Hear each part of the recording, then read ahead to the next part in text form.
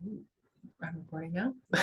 You're welcome to put any questions in the chat or to raise your hand at any time and either add to what I'm saying with your own experience if you'd like in the chat, or ask a question of clarification. So two things I want to talk about is the concepts. One that comes from yoga that's called Vinyasa Krama, and how I use this concept that comes from the Yoga Sutras as a way of guiding and directing how I'm organizing my programming for my students and clients. So, and how that concept of Vinyasa Krama is sort of yoga's built-in trauma-informed approach. So really, when it comes to trauma and having experienced trauma in our lives, you may have heard somebody say that it's too much, too soon, too fast. So our system gets overloaded. But there's also another side of that, too little for too long. So there's sort of two ways that are that we can experience overwhelm to our system, and how that overwhelm to our system leads us to develop patterns and strategies to cope and to survive. And so this approach in yoga called Vinyasa Krama also really mirrors this idea that comes in trauma-informed circles, and is really about creating an experience that's digestible for clients, and something that you can think about in your own healing process, how you can sort of really go at the pace that's appropriate for you, and be able to sort of learn what that pace is as you go, because it is sort of in a certain way trial by fire. So the second concept that really goes along with this Vinyasa Krama is the idea of titration. So this comes from chemistry, and it's an idea of just adding a little bit at a time to watch for the reaction, what the reaction is. And so that's something that we can also apply as we're, quote unquote, dosing ourselves with our yoga practices and with our breath work and meditation. So when there's a response from your body, that's the reaction that we were sort of drop by drop, waiting to see when something sort of will get stirred or moved in the nervous system, and where energy comes up and comes forward. Could be experienced in all sorts of different ways in your body. I really can't possibly list them all because everyone's experience is different, but extreme changes in your heart rate and your body temperature. So starting to sweat, starting to feel tingling, feeling shortness of breath, or like your anxiety is high, or moving towards disassociation and sort of zoning out, or reaching for your phone, or being like, no, never mind this breath work. I'm going to go watch, I don't know, 10 episodes of Handmaid's Tale or something, really uplifting like that. So these are two sort of directions that the nervous system could send you as you're beginning to get a feel for how much is the right amount for you as you're doing these breathing practices. So we can have the same impact as trauma has with our breath. We can do too much, too soon, too fast, and we can experience an exaggerated and activated nervous system state. With our breath, we can also have too little for too long. So very shallow, almost non-existing breathing for too long, where we're not able to handle, just the sensation at first of oxygen coming into our system, that it feels sort of dizzying and overwhelming to have that much, sort of vital energy and oxygen coming into your system. So these are all things that are are possible as you start your breathing practice. And as we started to push the edges of your capacity in this week's training, you may have met that edge. And I'm in the camp that says, woo, that means we're starting to move some stuff and some things that were trapped in our system and locked down by our bodies for, in my opinion, our own good. And that's another thing that I'd like to talk about is is that there can be a big transformation in your healing process simply by starting to recognize the response of your body that it's had thus far as good and correct.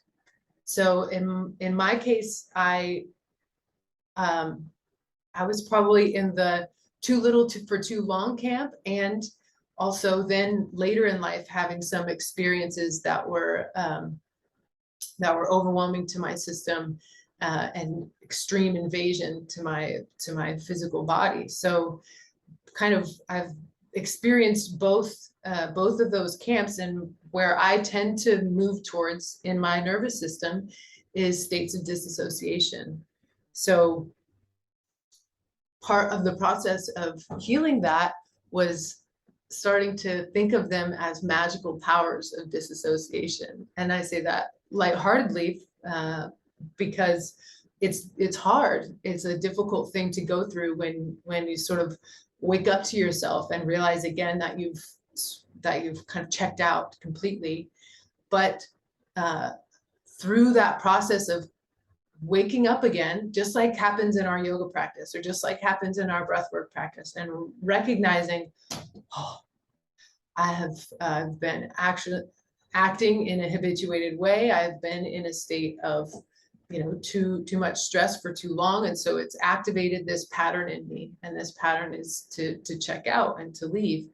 And so through that initial moment of coming back and recognizing, and then again making peace with this, magical power of disassociation, rather than condemning myself and continuing to harm myself by my inner dialogue, that I did it again, I can start to interrupt that through recognizing that the way that we learn to cope is not wrong, and the way that we learn to survive is not wrong.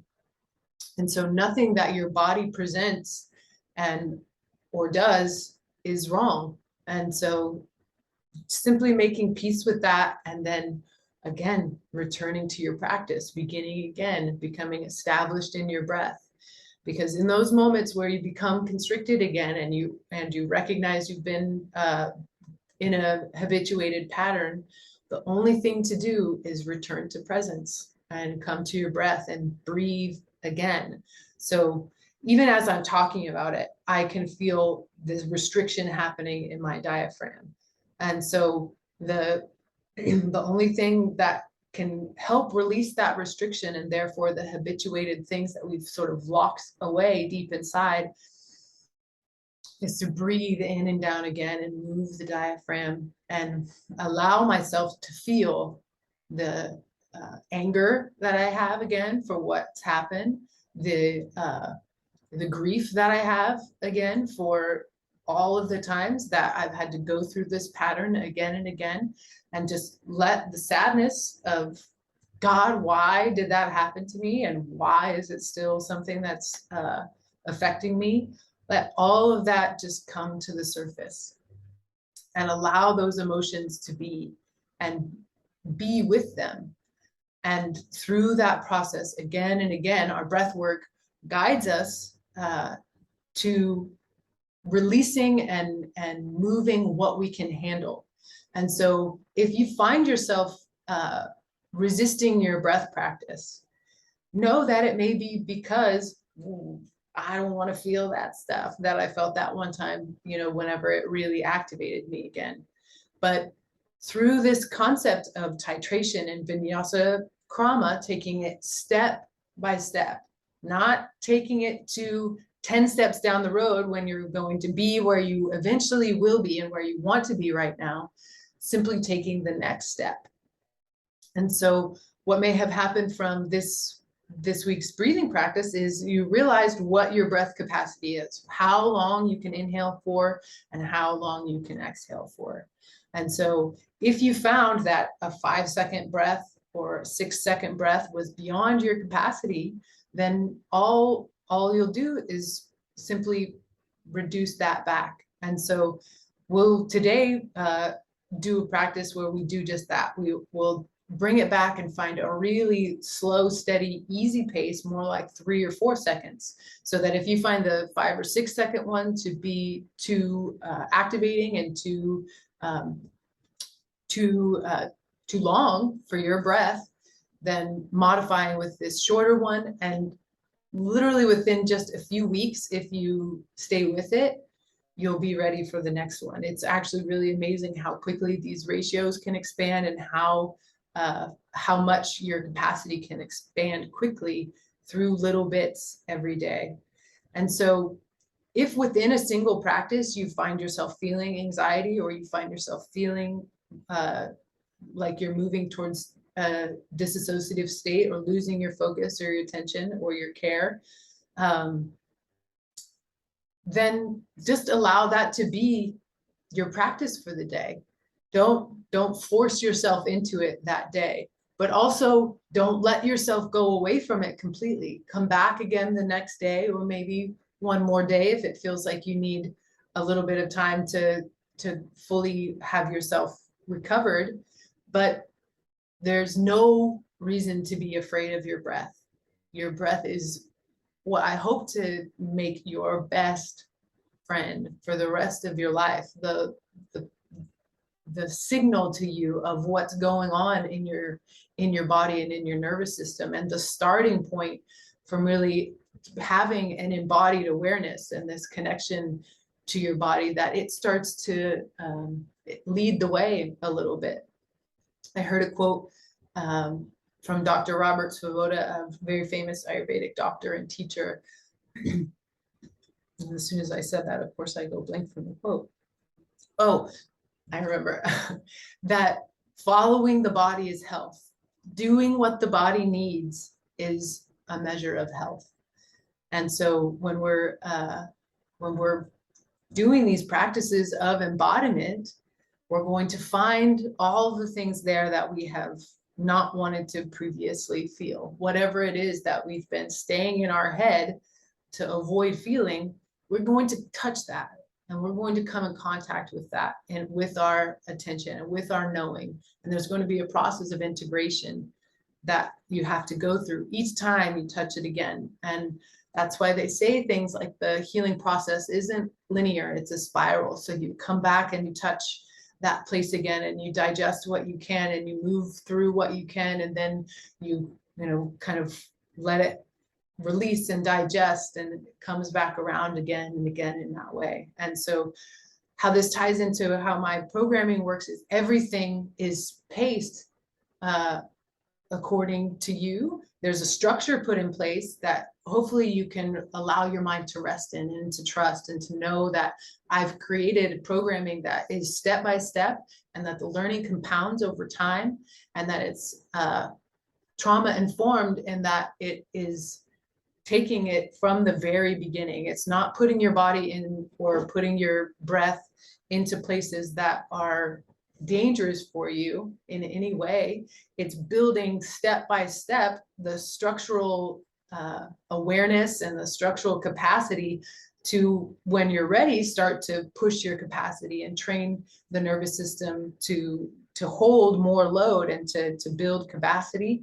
But after every single thing that we do, where there's a time where your effort or your load on your system has peaked, coming down and recovering fully is built into all of the programming. So it takes on this waving intensity that is how the body goes, and the waves of intensity of emotion that come along are something that we learn to ride with more and more skill. We learn to feel what's coming up and be with it through our relationship with our breath and presence. Okay. So again, just reinforcing that this learning to relax through intense emotion and learning to, as they say, let go, or learning to allow everything that's real about what's going on in your inner world and in your body, allow that to be and exist, and sort of hold it in a way that's more like protecting and nurturing than it is sort of pushing or developing. It's more about learning to have that sort of mentality about yourself, that I am mine to protect and nurture. And one of the ways that I do that is with my breath and where I'm focusing my attention. And that's really what we're specifically focusing on in this challenge. But as we continue on, that's really woven throughout everything that I do with my clients, both in the lifestyle realm with Ayurveda and in the movement and yoga realm with different techniques and practices and corrective strategies that we come up with for posture alignment. All right, so this idea of titration. So we'll take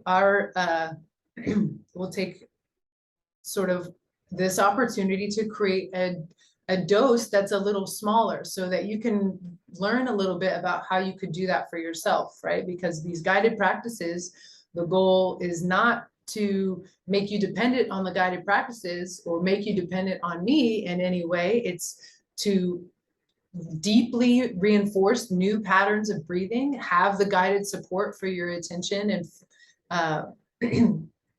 for your attention, because if you've noticed, it goes many times throughout a single practice. And then once you've really got it embodied, once you've fully integrated it, then being able to do it on your own wherever you are, and sort of have that, as we were saying, established in your system. Okay, before you think about it too much, turn your attention to your breath just now. And don't change anything about it, simply notice. So there may be a compulsion to breathe in that way that you know is the right way, but that's not what we're doing. We're just feeling what was happening when I called your attention to it. Right? So that moment where you recognize and turn towards your breath, that is the moment that you're beginning again and you're turning towards it. And then now that you noticed, allow your breath to take the shape that feels most nourishing to you right now. So gathering that information about what you notice when you turn towards your breath. So say it's happening in a conversation with your boss, or a moment where you're having to really assert yourself when you're not used to that, or a moment where there's something that's overwhelming your system, or you just recognize that you're in a high state of stress, turning towards it and taking that moment to notice, oh, what's happening. What tends to happen for me is that there's a grip around the waist where I'm just like sort of cinching in around the center to sort of hold my diaphragm still, and then tension in the shoulders just happens before I even notice it. So or maybe even gripping in the hands, and a really lack of feeling in the lower body tends to be what I notice when I turn my attention towards myself. So as I do that, repetition after repetition, I start to recognize the physical pattern of control and of stress in my body. And through my previous practice and what I've been able to establish in my breath so far, then I can take the breath in and relax that pattern. Relax where that pattern lives in my physical body, and then take a few more deep breaths to allow the feelings that are there that I was gripping around, the emotions that are present, to arise, and for me to recognize them. And it's not necessarily true that you would need to say to anyone what's happening for you as you're doing this. It's really your right to take a pause or a moment whenever you want to recognize what you're feeling, so that through that recognition, you can say, oh, I don't want to respond from anger right now because of what happened to me, when I was 24. I want to respond to this situation, right? That's happening right in front of me. So let me soften my body. Let me recognize that I'm having inappropriate emotions that are about past experience, and give myself some time to soften into that, become present again, and then speak. So that's sort of how the breath comes into action, and how through taking regular moments or finding ways to have regular moments that direct you towards your breath can start to have a compounding effect over time for changing patterns that come from trauma. So that can be things in your environment. That could be a chime that goes off in your home every hour, whatever it is that you can set up that turns you towards your breath. And as I go through individual programming with people, we work on exactly what that could be. All right, so that will conclude our lecture portion. We'll move into practice now.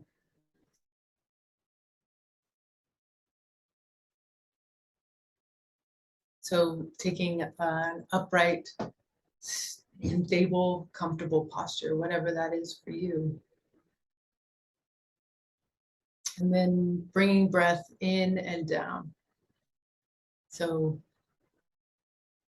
bringing a fullness to the inhale and a fullness to the exhale.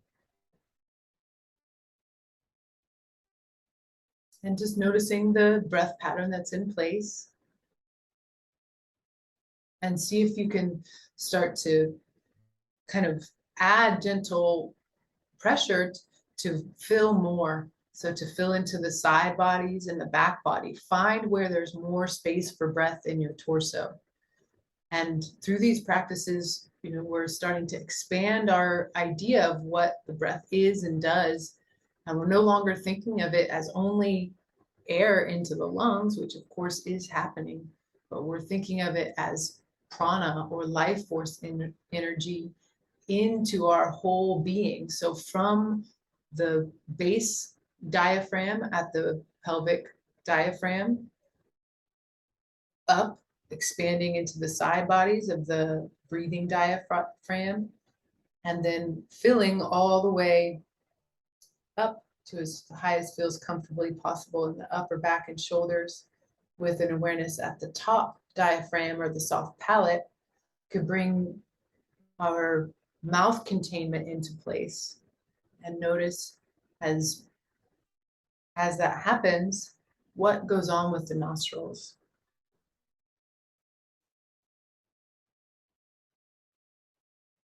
Noticing something about your breath. Is there a dominant nostril currently? Just to pique your curiosity a little bit more about that. We'll talk more about that next week, these rhythms that our body goes through and how we can turn towards our breath to learn what's going on in the nervous system even more. So for now, just noticing, is left or right dominant, or are they equal? And then as your breath comes in and down, and up and out as you exhale, exhale completely, and we'll begin our breath count of 3 seconds in and 4 seconds out.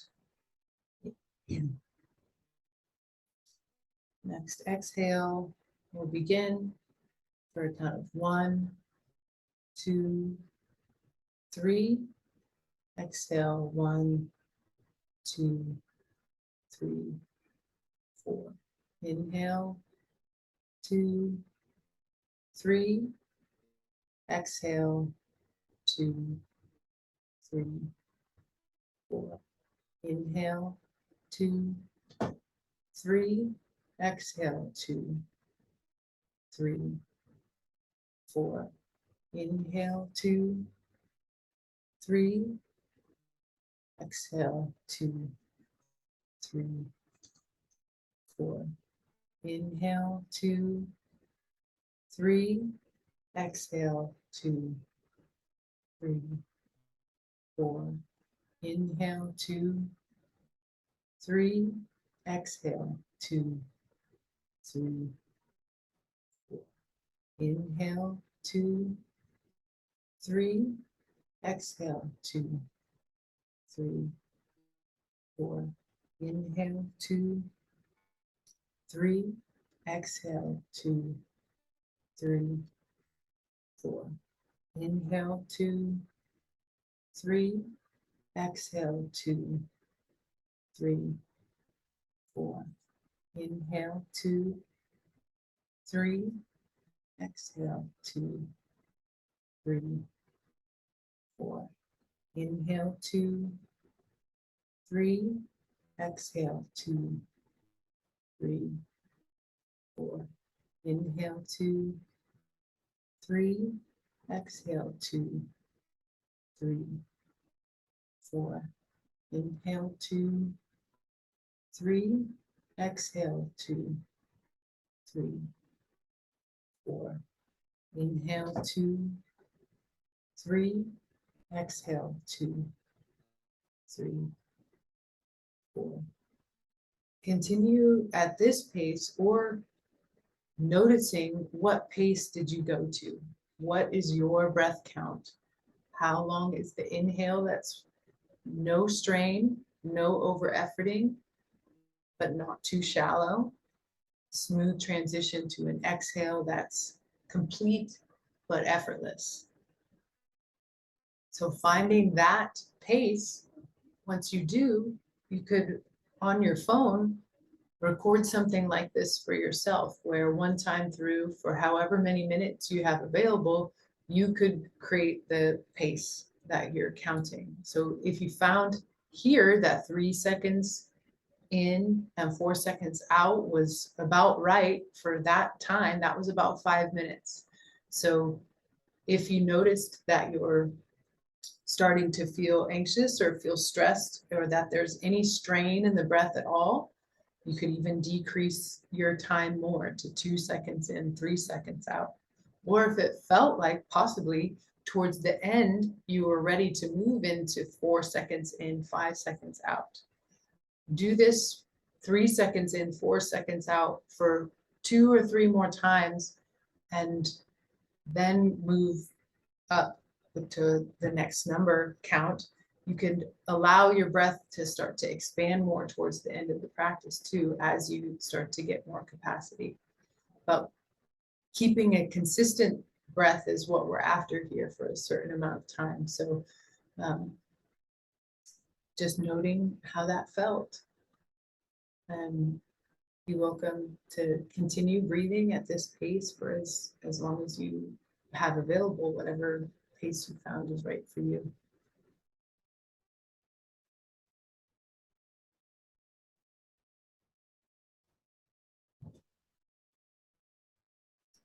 Right. So that concludes our talk and our practice. Does anyone that's here have any questions? Love to hear from you.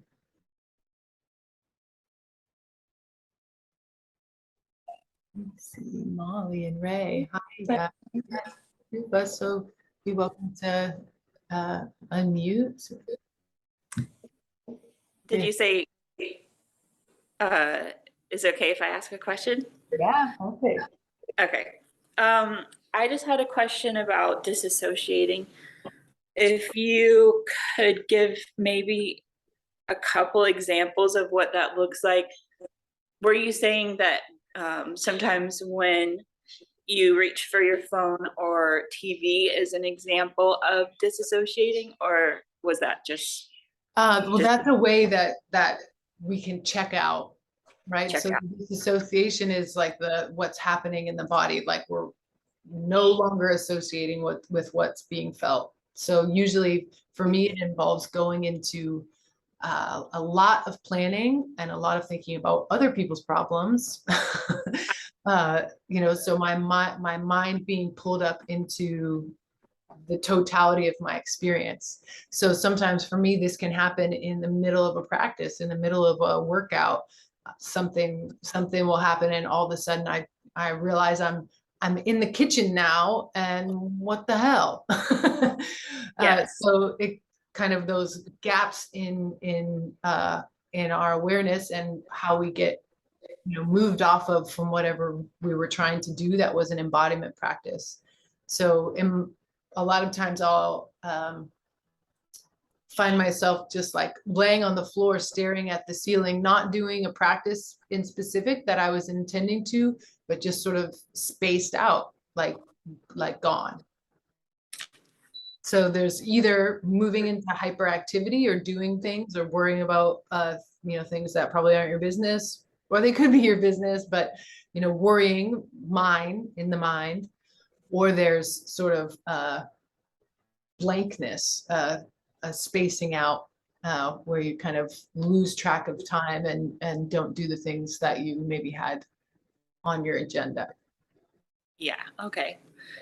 I think that as far as it's been for me so far, these past few weeks, it's been really easy for me to want to practice. Even with this week being a little bit harder, I was one that was getting nauseated with the breath work this week. Yeah. It only happened twice. Was And it it was, when you were doing the 5 seconds in, 6 seconds out count? Did any of that I mentioned, and maybe just paring back the breath count a little bit, resonate with you? yeah, it felt really good. And like you said, by the end of it, I felt like I could have gone up to 4 seconds if I wanted. Yeah. Um, but I don't want to push it either if that would be better.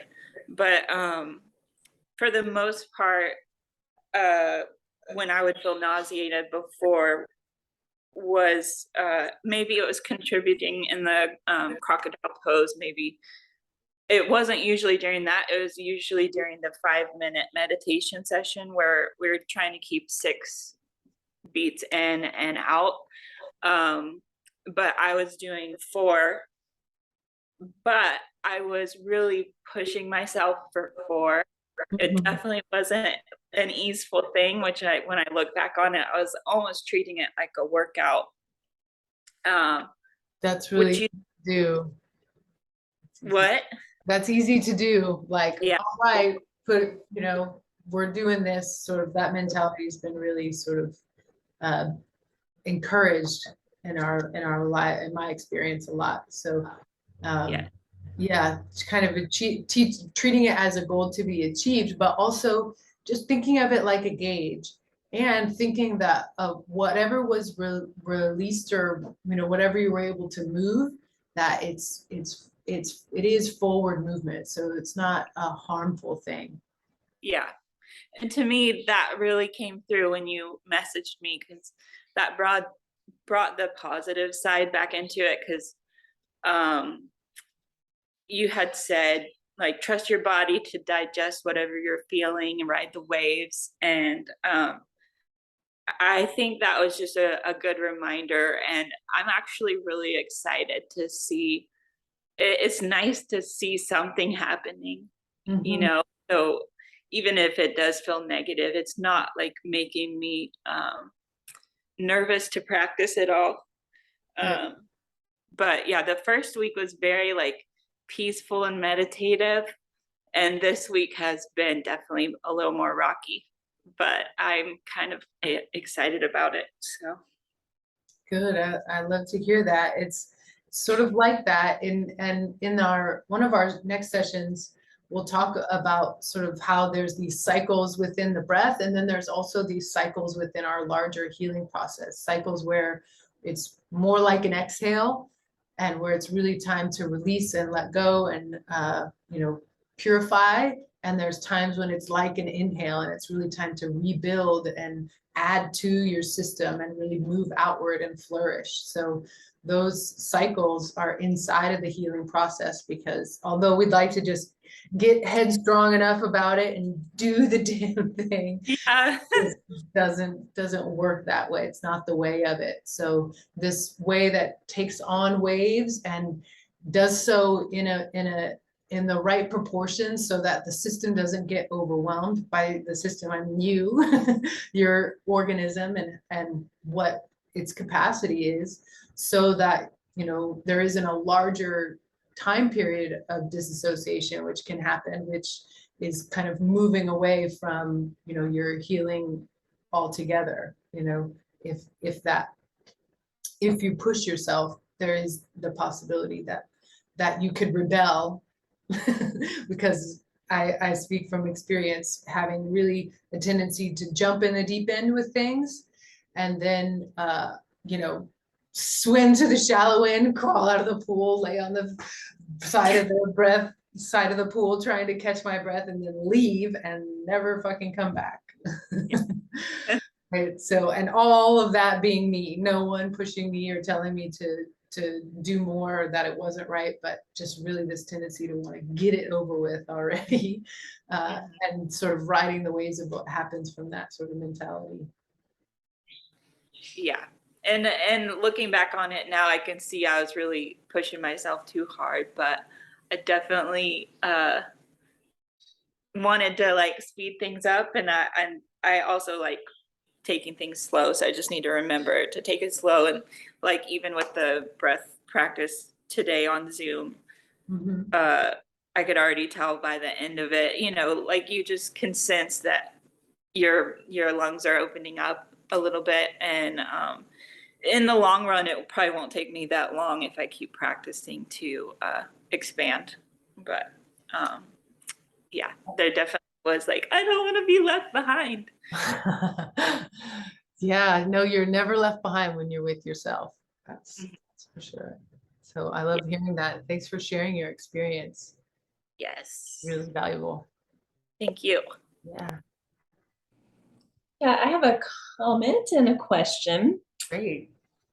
One of my observations is that in doing the practice and committing to doing it twice a day, just having that structure is bleeding into having discipline in other areas, I've noticed, in like just really small ways. Like, you know, sometimes at the end of the night, I'll just leave a couple dishes in the sink. And I'm like, no, I'm going to take care of these things. And, you know, so I just feel like all of that's kind of compounding and into more just discipline and taking care of stuff.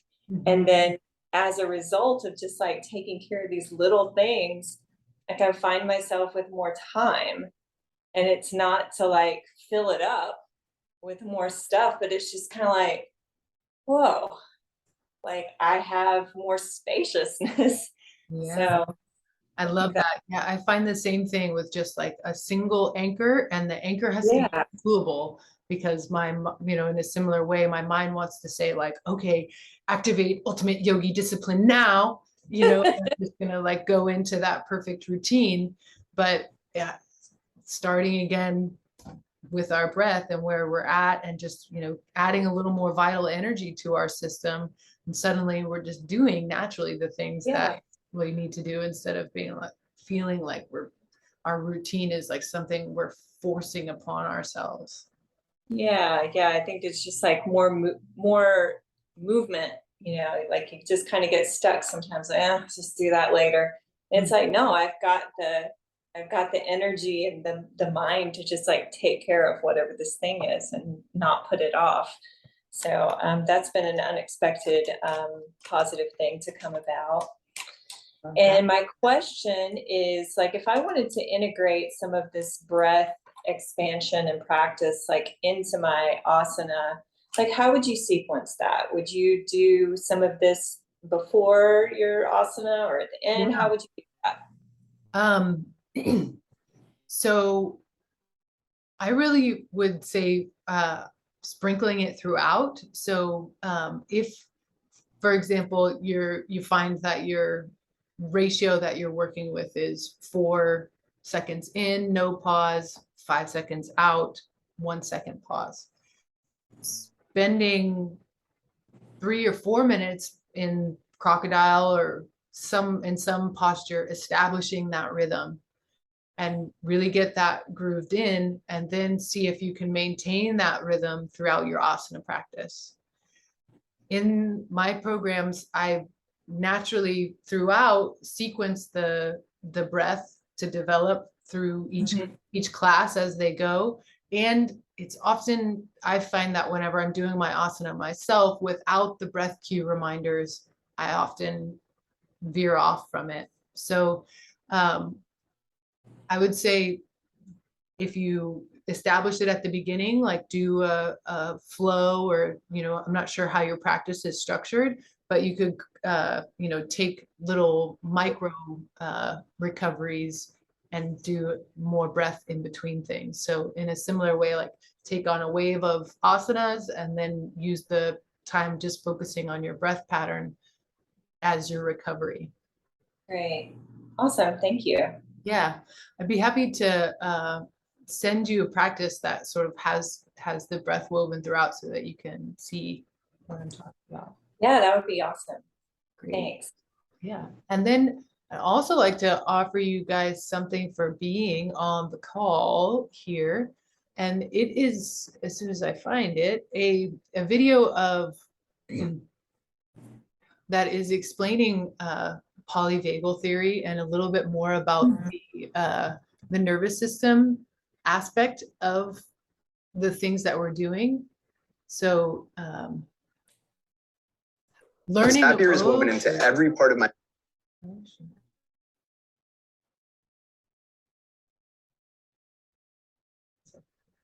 I muted myself. I'm going to put it in the chat.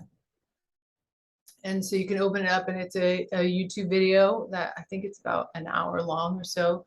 But it explains polyvagal theory and how the practices that we're doing sort of support your process of being able to be in ventral vagal nervous system state more often, and also kind of learning where your home base is as far as your nervous system goes. Do you tend to get stuck in sympathetic function where it's activity, activity, activity, activity? Or do you tend to get stuck in dorsal vagal function where it's more the disassociative, depressive, downward response? And we all tend to have a home base, especially you know, if we're in our healing process, or we tend to have a particular rhythm or way of bouncing between sympathetic and dorsal. So by learning about it and thinking about it like this sort of ladder, it really helped me to understand how these moments where it feels like there's a huge sympathetic response from my body. And if you watch the video, you'll understand a little bit more of these terms if you don't currently. But this huge, really activated response from my nervous system is something that I'm just going to have to go through, because to get out of dorsal vagal and into ventral vagal, I have to go through sympathetic. So there has to be sort of this burning off process where we're really taking action in our body and we're mobilizing and expressing the suppressed energies. So check that out. And yeah, I'd love to hear from you. Anything that comes up, you can write it in the comments of the video or email it to me. I'd love to hear that. So this is a part of one of my later programs, but because we're getting so much into it now, I'd love for you guys to sort of have it in your hip pocket as a way to start thinking about what's going on with you as you're doing these things. Thank you. Yeah. Could I ask one more question about? I'm here for it. Molly's got to go. Bye, Molly. Thank you. Bye. Hi. The video you've just mentioned might go into it a little bit, but is it specifically breathing with the diaphragm that is moving things around and the energies, initially making me feel nauseated? Well, the diaphragm is right connected to this nerve plexus that's right here. And so breathing diaphragmatically, so it moving down and up really stimulates your vagal nerve. And I see. so it's breathing how our bodies are designed to breathe, where the breath and the nervous system are in sort of this symbiotic relationship where you know, the reason why we clam up and freeze is because our ancestors had to get really quiet and be hyper alert so that no one could hear them in the bush, you know? And so that response is happening now because of mental emotional stress, not because of physical stress or actual danger. So by recognizing the response, recognizing its place in our, you know, ancestry and why that's a perfectly natural response, and then learning to create a bridge to a different response through these practices is why the focus is on the diaphragm, because all of the other ways of breathing are habituated patterns of compensation.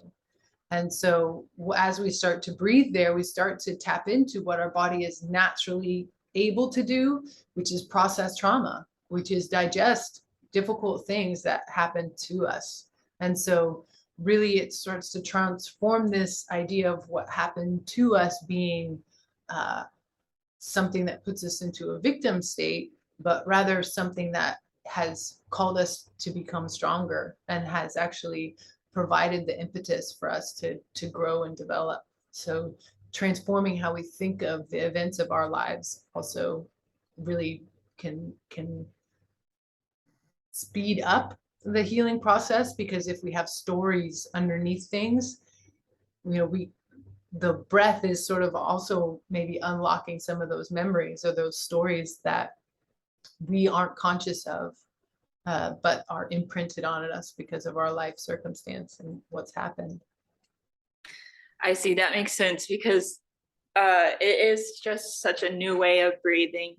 And I was like, why doesn't this happen when I like ride my bike, my exercise bike or whatever? Yeah. But it's coming from a different place in your body. Yeah, and say, for example, just my subtle cues of, say, breathe to the side or breathe into the back, they may be moving parts of your diaphragm that have previously sort of gone dormant in a way and not been participating, and say only like the front side part of your diaphragm is really doing a lot. But when we activate it and we start to get this rhythm going that's steady and get the whole thing going, it can, you know, you could think of the you may have heard the term, the body keeps the score, or the issues are in the tissues. So the imprint of our life is in the fascial structure, and so that the diaphragm is not separate from that. So we can freeze or clench or, you know, hold around the, you know, kind of scar tissue of our deep selves also. And so that movement of the diaphragm starts to move the whole capsule of your torso, and so it can move, it's sort of gently massaging the organs also, so it can release energy from deep in the abdomen too.